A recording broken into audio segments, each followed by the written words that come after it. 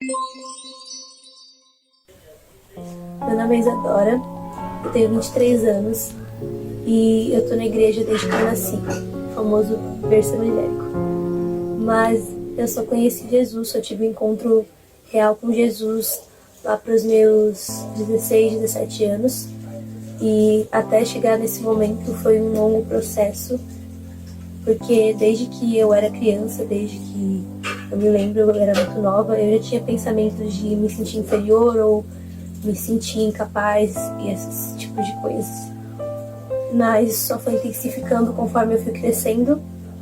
E na minha adolescência eu sofria muito bullying na escola, na igreja. As pessoas não gostavam que eu era diferente, que eu não fazia as mesmas coisas que ela. Elas zombavam da minha aparência, zombavam de eu não ter vergonha de dizer, de postar nas redes sociais que eu ia pro culto. E na igreja, às vezes as pessoas me excluíam também por eu não gostar de fazer as coisas erradas. As pessoas diziam tantas coisas pra mim que em um dado momento eu acabei acreditando naquilo e tomando aquilo como verdade e sentindo que eu era tudo aquilo que as pessoas estavam falando, né? E quando eu cheguei nos meus 15 anos, né, meu pai ele foi internado porque ele teve uma doença que paralisou todos os movimentos do corpo, né? Mas isso é uma história para outro vídeo porque é bem longa. Mas enfim, meu pai precisou ficar internado em São Paulo e a minha mãe teve que ficar lá com ele por 2 meses. Então eu ficava sozinha durante a tarde porque minha irmã trabalhava, sozinha com os meus pensamentos ruins, e isso só foi aumentando, esses pensamentos. Eu andava com pessoas também que tinham esses pensamentos, né? Tinham esses traumas, se sentiam da mesma forma.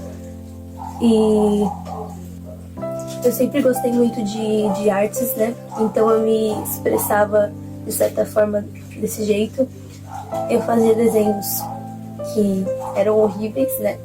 Que eram coisas que estavam dentro de mim, que eu deixei entrar. Então eu fazia desenhos horríveis e escrevia coisas no meu corpo, tipo, o amor não existe e coisas desse tipo. E eu não sabia o poder, né? Eu não sabia a intensidade daquilo que eu estava escrevendo, porque quando você diz que o amor não existe, você está negando a existência de Deus, porque Deus é o amor, né? E esses pensamentos, como eu disse, eles só foram aumentando. Eu não me sentia útil, eu me sentia sem nenhum propósito, eu não entendia verdadeiramente por que eu estava na Terra, eu achava que não tinha sentido, que eu não tinha valor. E até que eu achei que eu não precisava mais estar aqui, que eu não precisava viver, que eu não entendia por que Deus tinha me criado. E foi então que eu comecei por deixar esses pensamentos invadir a minha mente, por dar essa liberdade para que isso crescesse dentro de mim. Eu comecei a escutar vozes que me encorajavam a acabar com tudo. Eu comecei a me machucar, ficava muito tempo trancado no quarto, isolada, e cheguei até a escrever uma carta de despedida. E aí foi nesse momento, quando eu escrevi essa carta, que me deu uma lucidez, né, do Espírito Santo. E eu orei e falei: Senhor, se não é para eu fazer isso mesmo, que a minha mãe acorde. E aí a minha mãe acordou, né? Isso foi de madrugada. E aí minha mãe acordou e eu mostrei aquilo pra ela. Ela orou comigo, mas mesmo assim eu ainda estava com aquela dificuldade. E ninguém na igreja sabia, só quem sabia que estava dentro de casa comigo e os meus amigos que também tinham esse tipo de problema. Mas um dia eu estava na igreja, era um culto das irmãs da minha igreja, né?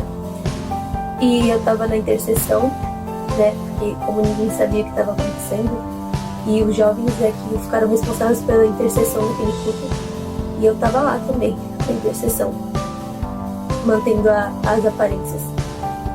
E eu não me lembro o que a palavra falou, eu não me lembro, porque eu não prestava atenção, eu não guardava aquilo que estava sendo dito, então eu não me lembro o que a palavra falou, mas eu lembro que alguma coisa que a pastora, a pessoa que estava pregando falou, falou comigo, né?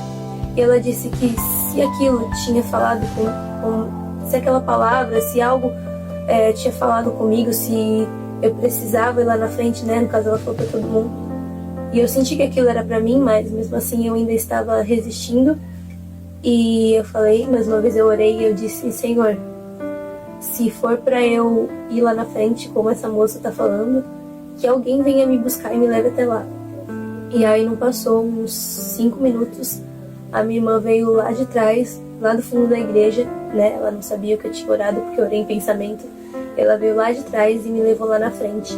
E aquela moça que não me conhecia começou a dizer tudo que eu estava passando, tudo que eu estava vivendo, coisas que nem mesmo as pessoas que estavam comigo sabiam, coisas que só eu sabia, só Deus sabia.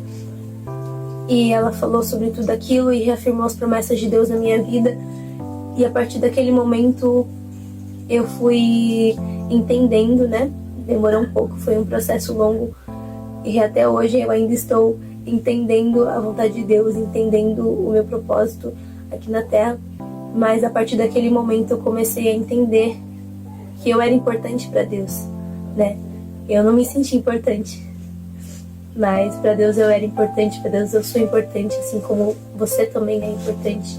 Mesmo que você não se sinta, mesmo que você se sinta inútil, que você sinta que você não tem um motivo para estar aqui, acredite. Você tem um motivo e não foi à toa que Jesus ele morreu na cruz por você. Ele não morreria na cruz por você se ele achasse que não valia a pena, né? E eu fui entendendo que quem eu sou é parte do que ele é, porque nós somos a imagem e semelhança de Deus, nós somos a imagem e semelhança de Jesus. E isso é uma coisa muito importante, uma coisa muito grandiosa. E quando você começa a entender que não é sobre quem eu sou, não é sobre o que eu sei fazer, não é sobre a minha aparência, mas é sobre refletir o que ele é sobre refletir a glória dele. Então, tudo esses pensamentos, tudo que o inimigo tenta lançar na sua mente se torna insignificante, se torna pequeno, porque você faz parte de algo grandioso, de algo muito mais importante. E é para isso que Deus te chamou. Deus não te chamou para ficar de cabeça baixa, para se sentir inferior. Deus ele te chamou para fazer parte de um plano maior, que é refletir a glória dele, é ser testemunhas dele, é trazer luz para as pessoas, é ser luz do mundo, né? Ser luz do mundo é refletir a luz que Jesus é para as pessoas, né? As pessoas que estão na escuridão, assim como eu estava. E é para isso que Jesus chama você também. Ele quer transformar a sua vida, assim como ele transformou a minha.